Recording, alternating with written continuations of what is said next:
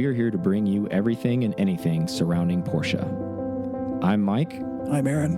And this is P-Car Talk.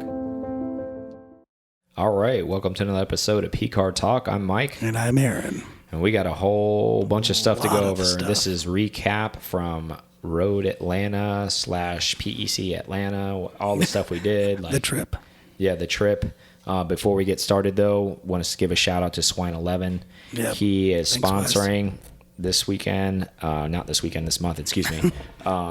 These basically skate deck lids that are painted in their 964s and RS colors that will be given away on our membership virtual podcast, essentially a virtual talk is what we call it. At the end of the month on Tuesday, make sure that you become a P-Car Club member so you're eligible to win. You don't have to be on the show that evening to win. Nope, not at all. But you do have to be a member. How do you become a member? Obviously, you go to pcartalk.com.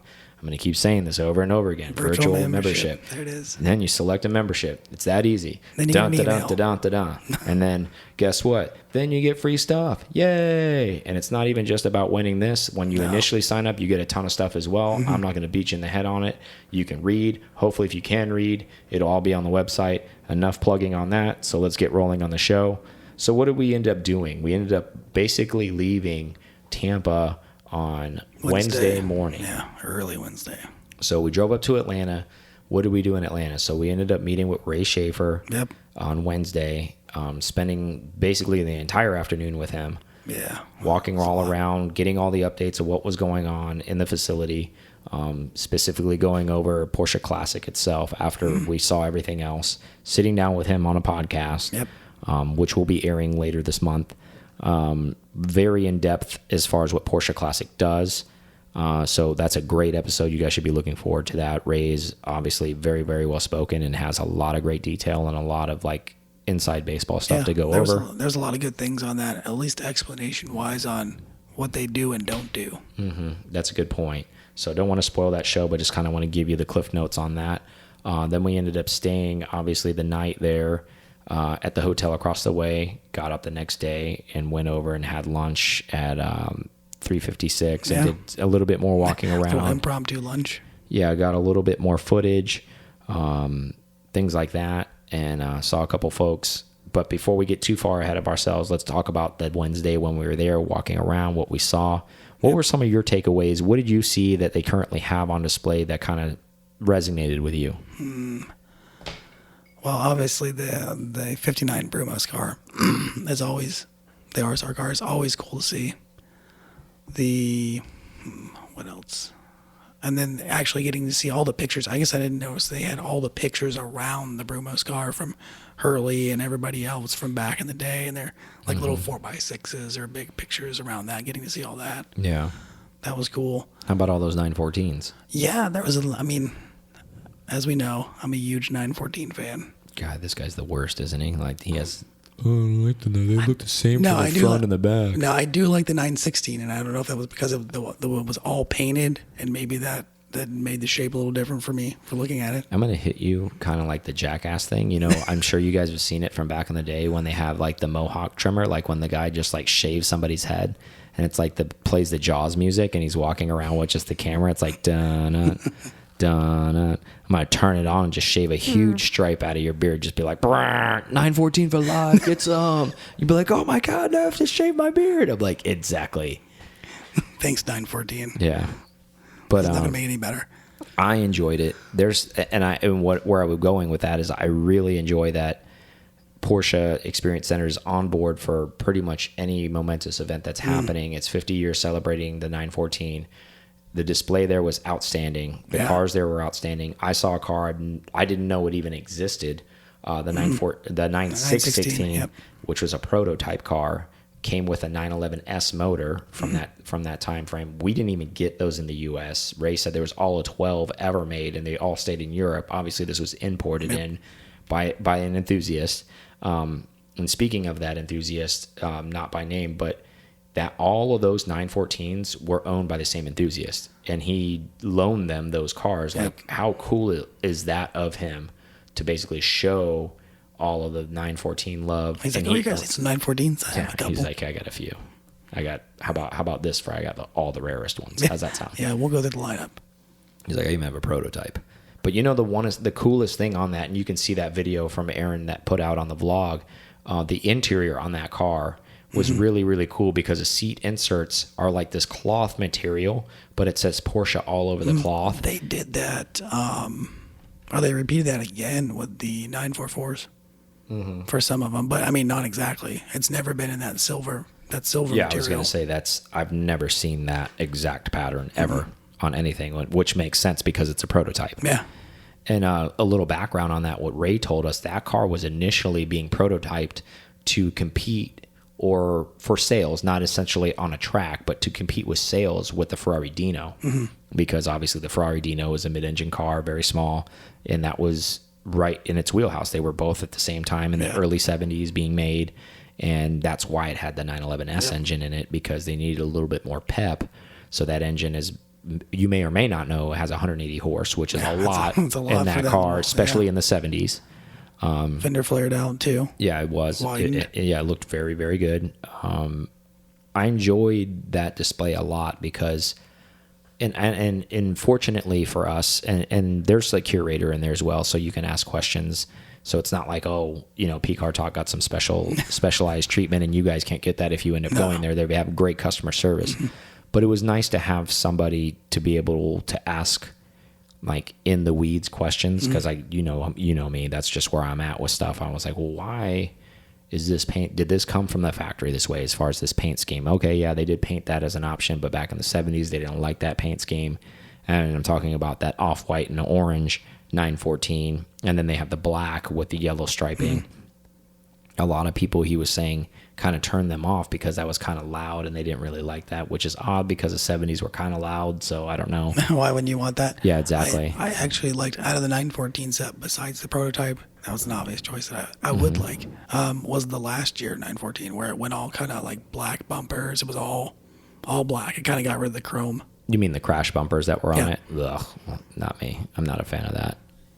I mean, I like the more of the smoother, like the bumperettes. Like, ooh, it's a bugaboo for me. Like on any car, not just a 914. I just, and that's one reason why if I buy a G body, I'm really gonna probably rip off the bumpers and put like some type of different, just immediately. Well, outlaw bumpers on it, just because I'm just not a bumperette guy. Everybody has their flavor. Some people think it's super retro, looks super cool. I just do not like them. I never have.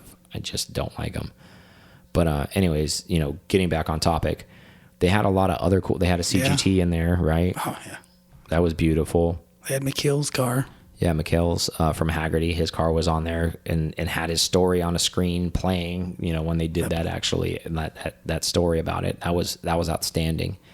In addition to that, we went downstairs. We saw Jules. She was down there. Yep, always. Yeah, hanging out. If you don't know who Jules is, look it up. Great story. Yeah, monster story. And Ray shared an awesome story about the development of that car, right?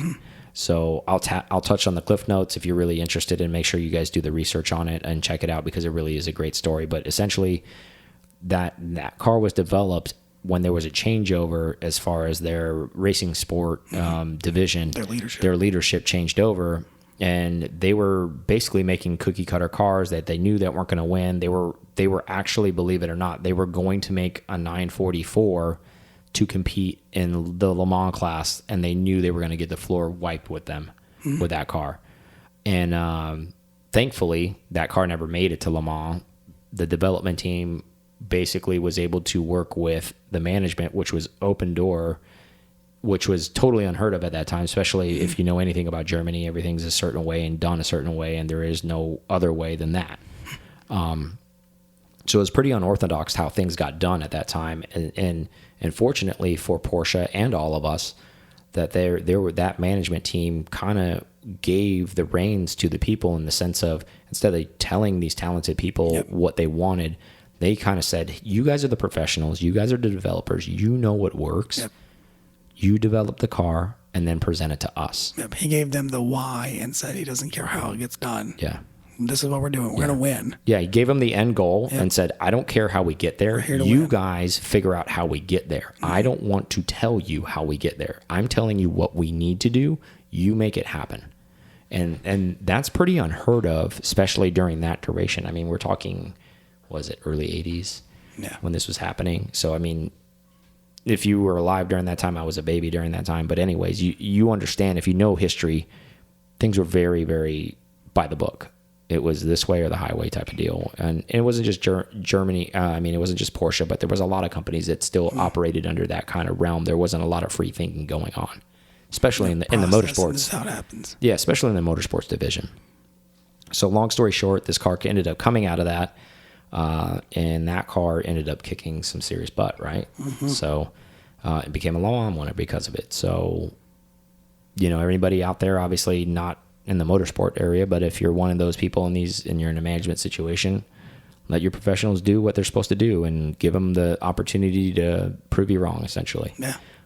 So that's the moral behind that. But, we went down there and saw that car, and then we saw an array of cars that were kind of lined up, ready or waiting, I guess, on deck. Yeah, they were on the on deck circle to go into the Porsche Classic Center, and we got to look at those cars as how unique some of them were spec'd. We saw like that 993 Speed Yellow car on like what is it, Interpol blue? I don't know if it's Interpol blue, but it was like a darker blue interior, and it looked like the guy had spec'd anything that was a trim piece in the same Speed Yellow. Like everything, and the stitch was yellow, and seatbelts yellow. I mean, to match. Yeah, like the door locks were like accented in yellow. Then there was the buckle, not the actual seatbelt, but where it buckles in, that was yellow. The speaker covers were in yellow. It's all factory. Yeah, exactly. It's not some Fast and Furious thing that somebody took to some like podunk third party shop and just spray painted all that stuff. This stuff was actually build sheet like this. And, for some that's blah, some that was, it's awesome. Take it or leave it. I'm not trying to brag about, the spec was awesome. But I think the unique thing, at least if you can look outside the box, to place yourself in basically 1993 or 94, there's no computer system where people are saying, okay, check this. This is all handwritten on a diagram, which Ray explained. You have to really line it pointing, if you can imagine basically an architect drawing stuff out. If you could see the blown out part of the car, they have something pointing at the speaker, paint yellow, pointed at the door lock, paint yellow, pointed at the seatbelt buckle area, paint yellow, ashtray, paint yellow. A lot of gelbs. So there was a lot of time, is where I'm going with this, put into the development of this spec car. So this car was there to get an entire full restoration, ground up, engine, everything. So it's going to be brand new, essentially, when it leaves there. I can't imagine the dollar figure, what that's going to cost. Look at the dollar figure, what it cost brand new. Yeah, it was expensive, brand new. Don't get me wrong, but I mean, wow, you're going to get a Porsche restoration on it. I mean, that's paint, so that's cosmetic, mechanical, interior, everything. It's getting everything done to it. Some say, oh, that's blasphemy, but this car definitely could need it. It has a lot of oxidation in the paint. It has, unfortunately, a front bumper area has a lot of like chips that were repaired with basically, it just wasn't that good of a repair. Well, it's not even just a repair. It was what is that stuff called that people put on their car? Bondo? No, nope. Like it's like the paint chip stuff, like whatever. It just looks terrible. Okay, I know it. Yeah, like Duplicolor or something. Yeah, like that. Something like that. It just looked like lipstick on a pig. Essentially, it just didn't make sense. And to be fair, that's probably what he thought was right to do, or whoever was curating the car was the right thing to do at the time. But obviously, it needs. This car was pre, clear bra or any of that kind of stuff, so it lived that harsh life, and they're going to bring it back to life, and I'm sure the entire car is going to get PPF'd after that. It's going to look so good. Was that the one that was getting the turbo inlets on the Yeah, they're going to put turbo S inlets on the side panels, which was another interesting thing that Ray said. Everybody that may or may not know out there, and I was under the impression that only came with a turbo S, but if you bought a 993 turbo, you could have had that option. So you, again, back to the pie chart, you got to write it in. That's what you want. Yep. And another really, really interesting thing about that I learned from Ray was that's all hand molded, meaning like the fender is still a 993 turbo. They basically punch a hole in it and like mill that hole by hand. There isn't like a stamp for that. There isn't. So they cut out a hole and they hammer dolly this thing out to where there's a hole on that rear quarter panel for the inlet area. Which is way interesting because I thought that, like, I'm probably like most people, it's a different fender. That thing probably has so much. It's going to have so much man hours in it. I mean, that turbo I'm talking about, it's going to get built. Wow, because he's getting that done too, and he says that's how they're going to do it as well. They're going to do it by hand, just like they would have done. It couldn't be more of a one-of-one car after that. Yeah. Wow. So I mean, there was that. We also passed by the Brumos 914. Yeah, Bob Sonograss car. That was down there. That was awesome. So shout out to Harris, his son, a friend of ours. We got to see their car being displayed there. Very, very nice of them to basically support that. If you don't know Bob Sonograss, you need to look him up. He's a legend. He raced for Brumos for quite some time. Interesting story about Bob that he told us too. He used to work for Fiat, and he basically walked into the Porsche dealership and was like, "I want to race for you guys. What do I got to do?" Yeah. I guess that's how things got done back then. Yeah. Well, I mean, if you were bold enough to do that back then, I guess, and then he came out and he could put down some laps, so they were like, kind of worked out. This guy's pretty good. So, yeah, it's one of those type of deals. So, you know, I thought you were going to talk about the race story with the car. You can share that story. Right. Like, go ahead and share that story. So That'd be a great opportunity for you to talk instead of me monopolize the time for a little bit. So when we were in Chicago, Ray shared a story about him and the 59 914. Apparently, he got the opportunity to drive the car on track, and he didn't happen to have a helmet, and he didn't happen to have a race suit. Well, whose was available? Well, Hurley's was. Didn't quite fit, but it fit enough for him to pop the helmet on and put the race suit in. And he didn't think anything of it, so he hops in the car and gets out on track and starts getting going. And he's like, "Man, I'm passing quite a few people. Man, I'm passing a lot of people. I didn't." And he's like, "Well, I'm going pretty good, but I didn't think I was, that good." And then so he keeps on, does a few laps and whatever, and then he realized, I guess when he was driving in that, well, guess who he looks like? Yeah. Well, one and only Hurley. When he's wearing the helmet and driving the car, nobody can tell the difference of who's actually in the car. Good point. So they were thinking that he was just going to smoke him anyways, might as well get out of the way. Yeah, part the C, right? Don't slow down this faster driver. Mm-hmm. So it's kind of a rule of racing, an unwritten rule. If anyone's listening has never been on track before, if you got a guy who's blazing fast and a lot faster than you're probably a good idea to get out of his way, right? You're only going to make somebody mad. So, yeah, you don't want to get throat punched when you come off the track. No. So, not that I would think Hurley would ever do that, but I think everybody kind of just knew Hurley was all about the business when he was on the track. So that was a fun story that Ray ended up sharing with us, and he shared with the folks in Chicago as well, if you were at the VIP event. So, that's a very, very interesting story, and I thought it was pretty comical as well. Because, I mean, if you can imagine, and to be fair, we didn't really describe it properly because there's a lot of people that probably don't know what that car looks like. True, it's orange. So it's not a traditional 914. Essentially, it's like a low-cut windshield. There's a roll bar in the back. It's an open-top car, essentially. So you can see the other driver's helmet pretty well because there's essentially just a wind deflector in the front to just channel air above the car. And it's essentially a take on a Can-Am car, essentially. Yeah. So that's why it was so visible where you could see he's wearing that helmet. And I just thought that was incredibly interesting. Like he got an opportunity to go, and how cool of Bob too, right? To say, "Hey, go ahead and take the car. You can run the next series. I'm done for the day or whatever." And Ray had to borrow what was available at the time, including the car. Yeah. So he had to borrow a helmet. He had to borrow a race suit, which were both the closest thing he said it could fit to him was Hurley. Because if you don't know Bob Sonograss is a very tall gentleman, way taller than Ray, and he wasn't a skinny guy. So he was kind of built like a defensive end. He was a big dude. So there was no way that Ray was going to fit into one of Bob's racing suits. So the closest thing to him was basically Hurley. So he looked like Hurley. So I just thought that was incredibly interesting. That's going to stick with me forever. Yeah. I can just kind of imagine him being on the track, even though I was never there, and just looking in the rearview mirror, and you see that, and you're just like, okay, I better get out of the way. So, and that's what people ended up doing. So circling back, obviously that was the day that we spent there, and then we looked at some other cars that were there that were pretty nice, that were spec'd out, that were there in line getting ready for inspection and getting ready for the Porsche Classic.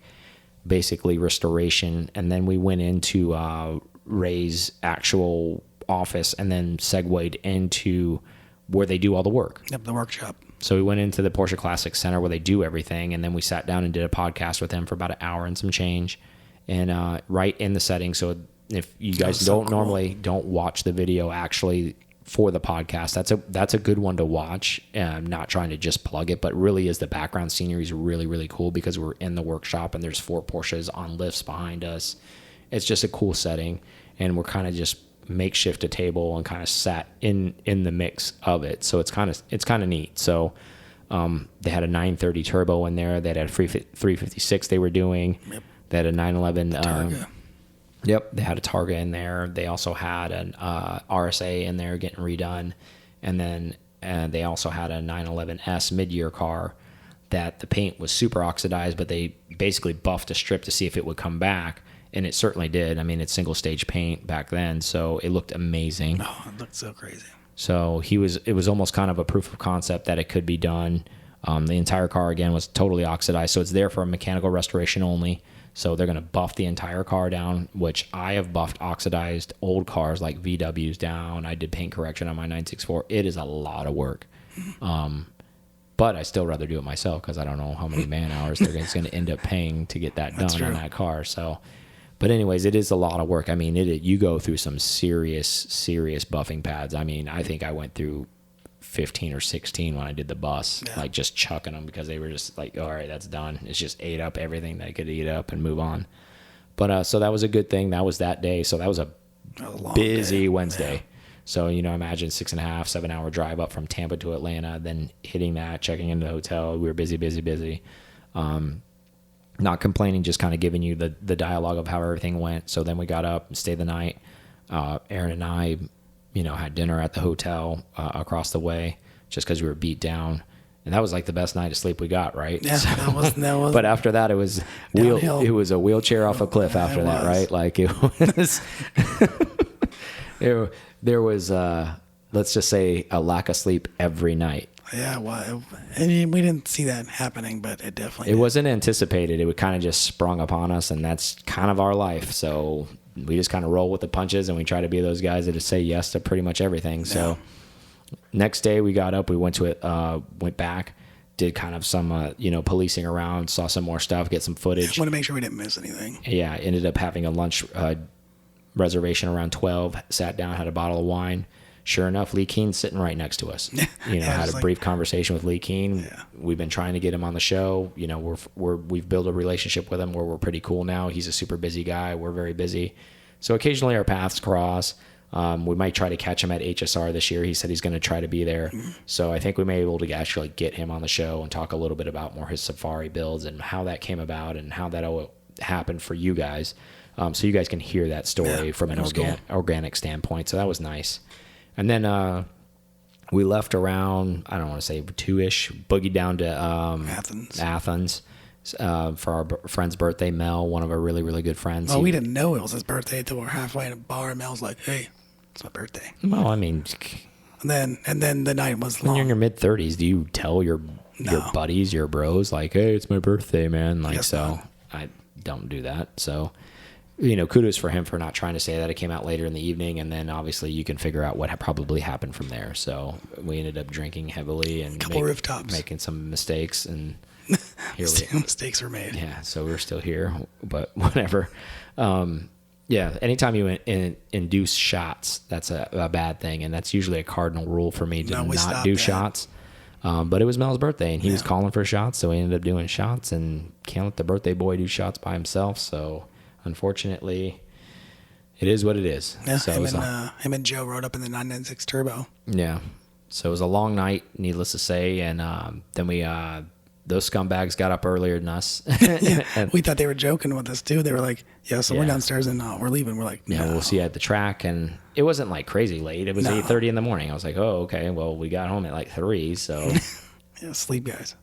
Well, normally Mel sleeps in, so I was kind of shocked by how they left so early. But we ended up meeting them an hour later. We weren't too far behind them. So we showered and moseyed to Road Atlanta, and we got there and got set up, got our tent set up next to them and parked in the Porsche Corral and all that kind of stuff. And So what were your summits? So when we ended up getting there, what were some of your takeaways initially when we first got to Road Atlanta? I definitely liked the way it looked. I mean, I liked all the forest areas, and I knew and I heard that there was elevation changes or like hills and stuff, but that's kind of, I guess it was more, I didn't, and more when you experience it than when I was like, I kind of underestimated what it would be like. And I didn't realize it's almost everything feels like a hill. It didn't matter where you're at. You're walking down and back up everywhere. Yeah, we're not used to that being in Florida. Yeah, I think it made a good spot. I liked where the PCA tent was set up on that corner of the back street. Very, very good view, right? I didn't like the way our tent was set up, but that was that was us. We were a little on the slanted side. Yeah, we'll figure that out. Getting dialed in. We're new to the camping thing. Not that we've never camped before, just haven't camped at the racetrack. So. Yeah, the corral is pretty big though. I don't know if it's as big as Sebring's, but I think it's bigger than Sebring's. Oh yeah, certainly bigger. It was absolutely bigger. Pretty giant. Even though the track is kind of big and it's kind of big where it's laid out, I still felt like you could get to the start finish. I mean, everything kind of seemed where it was still easy to get to, even though there might have been a hill here or there to get to things. It didn't seem like it was too spread out for. Yeah, I would agree with that. Track. I would agree with that. It wasn't overly complicated to get to places. It's still congested like any other racetrack would be because there's normally a couple of ways in and out, and then there's thousands of people. Nothing you can do about that. It doesn't matter. But we'll continue on that. Don't want to cut you off. Yeah. Let's take a quick break, and then we'll circle back to more of Road Atlanta. Thank you guys listening to PCAR Talk so much. We appreciate you guys so much. I can't say that enough. Please go to pcartalk.com and check that out. We have a virtual membership on there. We are on there on Tuesdays meeting with you guys. Become a virtual member. We would solely appreciate that so much. Also check us out on YouTube. We release videos on Mondays, Thursdays, and Fridays. Help support the channel. Everything we're doing is trying to bring the community closer together. We definitely appreciate that. Also, when you go onto YouTube, if you could subscribe, maybe pass it along, make a comment, we really appreciate that. Again, circling back to pcartalk.com, there is a newsletter created on there. Please put your information in there. That way we can keep you up to date on anything that's coming forward and anything that we're going to be doing moving forward and all the exciting things that are coming out. And again, the virtual membership is on pcartalk.com. Now back to the show. All right, we're back from break, and we were talking about some of the highlights from the weekend and talking about Friday, what we saw, what was fun at Road Atlanta. Some of my takeaways from it were, I thought the PCA tent was outstanding. I think they did a great job. It was great seeing Hector there. He's from the Texas region. Cool. He's always at these events, which is really cool. They had a lot of guest speakers there. They had Ricardo come in. I thought one of the neat things is Porsche Experience Center, which I'd never seen at one of the corrals. I've been to a ton of corrals before, but Porsche Experience Center was there, which makes sense because it's Road Atlanta and they're in Atlanta. But if you spent over $25, they had a pretty healthy goodie bag. It was probably about $150 worth of stuff that they would give you in addition to your $25 purchase, which was really cool. And I think one of the gems of that goodie bag was a Brumos hat that they were giving away, which is unattainium. It is. So much. Fortunately for us, we were able to obtain one before that, and so now we have this one. So maybe we'll have a giveaway at some point and give one of those away to somebody because they really are really hard to get, and you're probably never ever going to see those again. No, but I was surprised we didn't see any Coke. I mean, well, there were Coke hats, but but they weren't giving them away. Yeah, I see what you're saying. Yeah, I know. But yeah, that hat, in the giveaway bag, I think they just had some extras for the year, and it was nice for them to put that in those bags, and they did run out. It was not fast, apparently. Yeah. I mean, right after we got ours, it wasn't too much longer. Yeah, there wasn't a whole lot more to give out, so it was nice that was an addition to the goodie bag, and they basically gave them out until they didn't have any left. Some other great stuff in that bag. There was, Coke specific livery decals and magnets and all those little goodies that were in that bag that you could only get being at that event because they're not being sold. So those are nice little keepsakes. And again, we have extras. So maybe we'll do a giveaway, and that's some really special stuff. So maybe when we hit like 100 members or something like that, we can do a Brumos / maybe Coke / giveaway that we sponsor for stuff you guys can't buy, essentially, unless you want to get fleeced on eBay. So yeah, that's probably. And I think earlier this year when those hats came out, I think I saw one for sale for like $350, and somebody bought it on eBay, that Brumos hat, and you can get it from us from free if you're a member. So value for value right there. Yeah, so maybe when we hit the 100 member mark, we can do that. We're not too far away from that. Maybe I think we're at like 45, 50 people essentially. Yeah. Right around that bug. So, hey, tell your friends, tell your cousins, whatever. Like, get signed up. If you're a Porsche person, you don't have to be a Porsche owner to become a member. You just have to be a Porsche enthusiast and aspiring and love Porsche stuff. So, enough on that. But yeah, great goodie bag, great people, great event, a lot of elevation change. From a personal standpoint, I think some of the takeaways for some pro tips, if you're going to stay at this event, if you're ever going to go to it, make sure whatever shoes you wear, comfortable. Well, not just comfortable. Don't wear your brand new Nikes or Airwalks because there's a lot of clay dust that get all over your shoes. I had to throw my shoes in the wash machine when I got home. Not that that's a big deal, but just kind of an unexpected thing. Kind of a pro tip. Back to what I'm saying. Like if you've never been there before, imagine walking around in a dust bowl. That's what it's going to be like. I think it's dusty at Sebring too, I think. Yeah, it does. A lot of tracks are pretty dried out, but this is a little different, with the red clay. So if it had gotten rainy, it'd been really bad. Yeah. So pro tip on that, just make sure that you guys do that. Additional pro tip, Aaron and I, we keep talking about this and not doing this, and I don't know why the hell we don't do this. Every time we go to the track, because we go to a lot of track events, we were like, we should have got a golf cart. What we mean by that is you can rent a golf cart. Just be more vigilant and have a plan before you do that. Yeah. Rent the golf cart before you go to the track. You can't get there and rent it. Make sure you make a reservation, rent the golf cart. It's not that expensive, and it will make a world of difference for multiple reasons, especially if you're staying at the track. If you need to go to the restroom, hey, you want to go down to the paddock walk. You want to go to a different end of the track to see what's going on. If you have other friends camping there and you want to go visit them, it makes a big difference. So I'm telling you as a pro tip, get a damn golf cart because we have been failing at that. Yeah, they were. As soon as somebody mentioned it, I went to go look, and I was like, oh, guess when they closed? Today. So, golf cart for sure. So next time you see us, hopefully we'll be riding in a golf cart at the Rolex 24. No, it won't be our own. No, I meant like we're just going to put a sticker on it. No, I'm not going to waste that crap, so they just peel it off and throw it away. But anyways, so get a golf cart. Next big race, obviously this was the season finale for IMSA. Porsche ended up winning the championship. If you're not paying attention, if you're not a motorsports fan, shame on you if you're not. But that's where your car is derived from. But anyways, race season starts pretty soon again. I mean, the first race of the year is at the end of January. It's in Daytona. It's a 24-hour Rolex. I highly recommend you guys go to it, especially those that live in a cold state. Get the hell out of there. Go somewhere moderately warm. Yeah. Go see an awesome race, and that race is very, very good. And you're going to see the new car. So the new car is going to be racing with the side exhaust, not the rear exhaust. So it's interesting to see what that car is going to do. If you don't know about that car, look at our Goodwood video. We got to see that reveal there in Goodwood. It's interesting. We've discussed about that car a couple times on the podcast of why we think it's a side exhaust, because it's essentially a mid-engine car now. So long story short on that one, right? And done. Yeah, so definitely get involved. I think for me, and I'm only speaking from personal experience, and that really is where I look forward to, is going to track events, hearing the race cars, watching the race cars, and also mingling with the listeners and just the community, even if you don't listen to the podcast, and seeing everybody else's car that maybe is in the corral that came there that's also a motorsport enthusiast.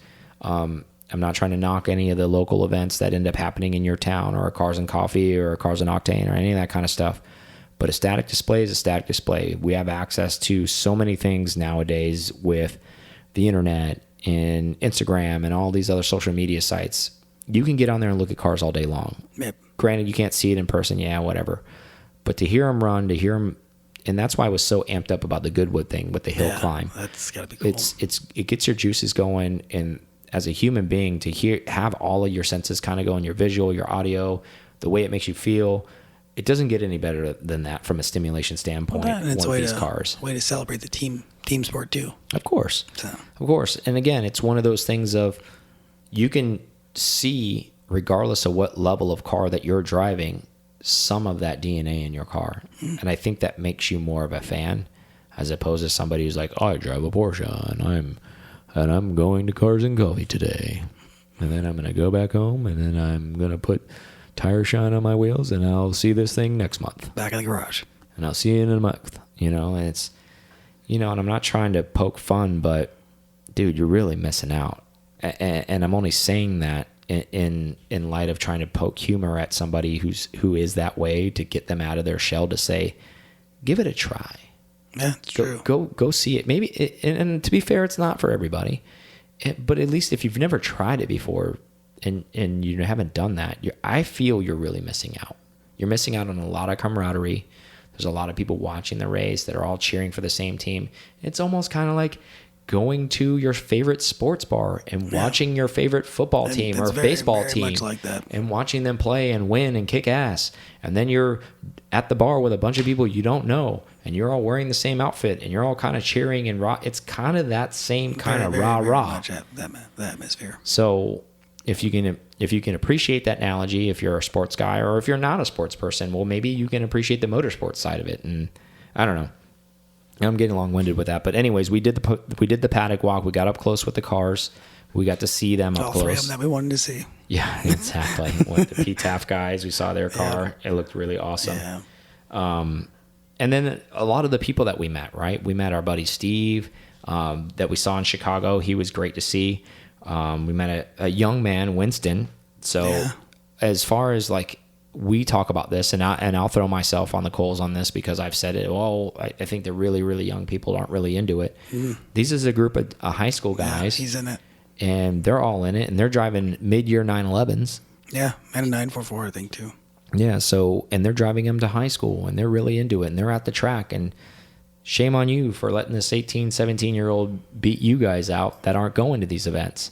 And he's really into it, and his friends were really into it, and it's nice to see a super young generation. I mean, we're 20 plus years, give or take, a couple years older than these guys, us, and to see them, and then for them to not be bashful, they came up to us. He's like, "Hey, I listened to your show," and me and my friends were these weird high school guys that really like air-cooled cars, and people look at us like we're crazy when we drive our Porsches to school, and they think we're strange kids, but we love them, and we love coming to the track, and we like the atmosphere, and good for them, man. Yeah, it was really cool. Really good for them. Meeting, but it was really cool. And it actually gives me faith in the coming up generation that's driving, because we've had this debate before, right? Are they just going to stop? Is there going to be this whole group of people who don't want to drive? The answer is yes and no. Yes, there's going to be people who don't want to do it, but then there's also going to be people like this gentleman and his friends that we met. They're going to be in these cliques just like we are. And just like you guys that are listening, you have your Porsche friends that you hang out with. We all know who we're talking about. And you get together and you're inspired and you want to hang out and you want to do things to your car and you want to mod and you want to get more stuff and the next thing and you're chasing something. And it's nice to see another generation of people starting that way. I also want to give a shout out to Joey. Yeah. Great meeting him. Super Another cool. lesson, like we met them organically, and his buddy Dom, which is also friends with Sean from Ren 11. Great guys. We met him at the track, and then we ended up seeing him later that night at the Chateau when we had a couple drinks. It was also an organic conversation, which is great, and it sounds like this is what this stuff is about when you meet people like this, and you're able to have these conversations with people, with real people like that aren't fake, that are all about trying to help each other do things. And I don't want to get in Joey's Kool-Aid and put him on blast because he's a private guy, but he's a genuine person, and we really appreciate that about Joey, and I'm really looking forward to the future friendship that we have with Joey. And meeting Hector, like we talked about him earlier, you're not meeting him but seeing him again, because we see him at all these events. And then had a great long conversation. I want to say his name was Corey. It was really loud when you said your name. You're from the Atlanta area, originally from Sarasota. You know who you are if you're listening. If I screwed your name up, I'm sorry. But we had a really organic conversation while Aaron was shooting some photos, and he drives a 997. Good for him, and all around good people that we ended up meeting. It came up to us, and And I'm sure there was half a dozen people that probably didn't come up to us because we were busy. And we get that all the time because we were getting that eye of kind of like, I know you, but I want to say something, but I'm not going to say something because I feel uncomfortable. And I just want to clear the air right now. Anytime we ever tell you guys we're going to be somewhere, if we're going to be there, we're there for us and you, not just us too, but like we want to conversate with you guys. We're just like anybody else who's there. We're there for the camaraderie. Yeah. So we're there not to just get footage. We're there to talk with you guys, not just to report on it, but to talk with everybody else as well. So don't be bashful. Don't be shy. And honestly, we always have free stuff to give away. Exactly. So if you have a conversation with us, you're going to probably get something for free. Yeah. So that should be incentive enough to say something and come out of your shell. I know a lot of people may be passive or feel uncomfortable or whatever. So I just want to clear the air with that and get that out there. And for not podcasting, come up and say hi. Exactly. It's like jump on the mic. What's up, bro? Like, hey, okay, cool. I guess you're on the show now. You get the point. Anyways, but what a great event. So things that are coming up. Next episode after this one, you'll hear the Sebring episode. Yep. Aaron rode in the 718 race car from Suncoast. That's a great episode. You should definitely make sure you tune in for that. Don't miss that one. And we were actually podcasting at the racetrack, so. Again, with the modern technology, we're able to teleport places and be all over the place, which is great. So, but anyways, in all seriousness, that's a really great episode. The episode after that is probably coming out later this month. In a couple weeks after you hear this one airing, will be the Ray Schaefer episode. Yeah, all about Ray. Yeah, the full episode. We just kind of teased it up and with the Chicago one because we were kind of saving it for this big one because we knew that was coming. And basically had a very, very long conversation, very in-depth detail about Porsche Classic, which was outstanding. And we really appreciate Ray for that as well. Just an overall great thing and great race. Aaron and I are trying to get in tune with this whole camping thing. So following what's coming up in the next month or so, we'll be at the HSR 24-hour race at Daytona. Daytona, yep. So if it's November and you have family in Florida and you can come down early for Thanksgiving, I don't know. It's the third week. Yeah, it's the third weekend. Third week, yep. In November, excuse me. So we'll be there. If you've never been to an HSR race before, you should really, really check it out. That's an intimate way to start your racing experiences, I guess. And a very, very diverse car lineup, I guess. Yeah, the great thing about it is if you're an overall car fan and a Porsche fan, you're going to see a lot of Porsches racing, but you're also going to see the whole point of it, if you've been listening and been following us all this way, or if you just picked us up recently, we went to a historic race earlier this year. It was a 12 Hours of Sebring historic race that they were racing at, right? Mm-hmm. So there was historic cars there as well. But the nice part about it is these cars are racing in a time where maybe a portion of you guys and myself were not alive, or our folks never took us to the racetrack where they were current cars racing. So you can almost kind of relive that a little bit in the modern day. So I think that's kind of neat. Really cool concept. Yeah. So where else are you going to see it? Yeah. So kudos to the historic sports car racing guys. They're based out of Clearwater, Florida, which is a hop, skip, and a jump away from us. And that obviously they're not paying to plug us or anything like that, but we just appreciate what they're doing for the community. And we want to encourage people that, all from wherever, even if you want to fly in, I would highly recommend going to the race. I mean, it's a 24-hour race, and it's almost, I don't want to say it in a negative light, but if you guys follow golf at all, the PGA Tour, and then you have the Senior Tour, that's kind of what this is like. It's still pro level. It's taken very seriously, and you're seeing like 935 Kramers. You're seeing 911S's that raced back in the day. You're seeing RSR cars race from back in the day. You're seeing all types of stuff, 962s, crazy stuff that are out on the track competing in their class to try to win a 24-hour race. So they don't have a specific IMSA class for these. So HSR kind of created this series for these folks. And there's a lot of people that are very, very serious about it, and they take it seriously. And the fans win because of that, because you're seeing great racing, and people aren't out there just screwing around. Mm-hmm. So it's just one of those things where it's just a nice event. And the nice fact about it is Daytona in November is a nice place to be because it's not as hot. So, and it'll be warmer for everybody who lives up north to get out of some frigid air, probably 60s, 70s, maybe 50s at night, which is outstanding. We're going to camp. We're probably going to have a fire. Come see us. Come say hi. All of those great things. Again, we're going to probably give out some swag.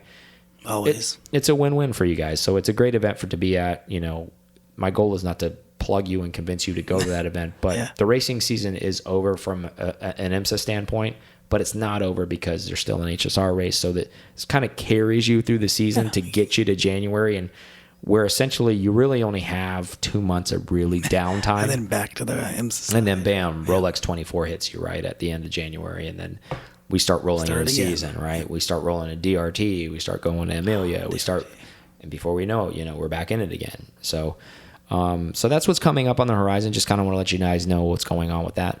We wanted to say thank you guys so much for all the support. Everybody who does come up to us, all the feedback we get on YouTube, the people who watch the YouTube videos and actually comment and engage. We want to thank all of the members that actually participate and actually get on and actually do the homework. Because for the people who don't know, we send an email out with bullet points and questions. Yep. So there's an agenda for people to do homework. So there's an engaging thing that will actually be coming out. Obviously, keep your ears open for the members out there.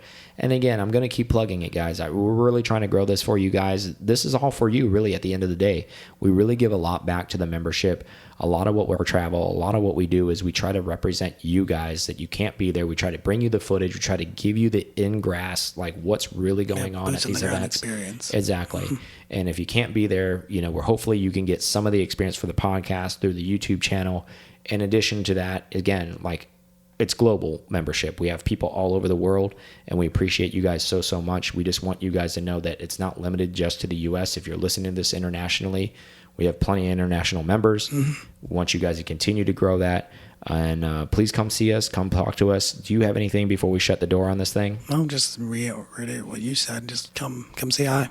Yeah. So don't be shy, guys. We know sometimes it's uncomfortable to talk to randoms out of the blue and say something that you're we're not random. Exactly. If you're listening to us on the show and you've heard us and you hear us and you follow us, you're an extension of our family. Just because you're not maybe a P-Car Club member, don't be afraid, because I'm not going to pitch you in person. Don't worry. Okay. I know I inundate you guys a lot on this stuff, and I'm not apologizing for that, because it is a serious thing and we are trying to grow it. And I think there's a lot of room within the Porsche community for something like this. And if I didn't believe in it, I really wouldn't push it. But thank you guys so much. I want to give a big shout out to everybody who did come up to us. You know, if I didn't mention you by name, it wasn't because I forgot your name. It just was super busy, and you guys saw us running around talking to 1,000 people, and that's kind of how it is. And again, I want to encourage everybody who goes to these events and takes their time to go to, please come up to us. If you see us, you can't miss us. We're wearing a P-Car shirt. No, we're always wearing something. This guy's got a beehive on his face. Yep. You'll hear our voice. Yeah, I got tattoos all over my arms. You can't miss me. Yep. He looks Hawaiian. Exactly. So please come say hi. We're usually plastered with P-Car stuff, swag that we're wearing as well. So please come say hi and come get you something free. And we will catch you guys on the next episode. We love you guys. We'll see you soon. See you. Thank you so much for listening to this episode of P-Car Talk. Connect with us on Instagram at P-Car Talk or online at pcartalk.com.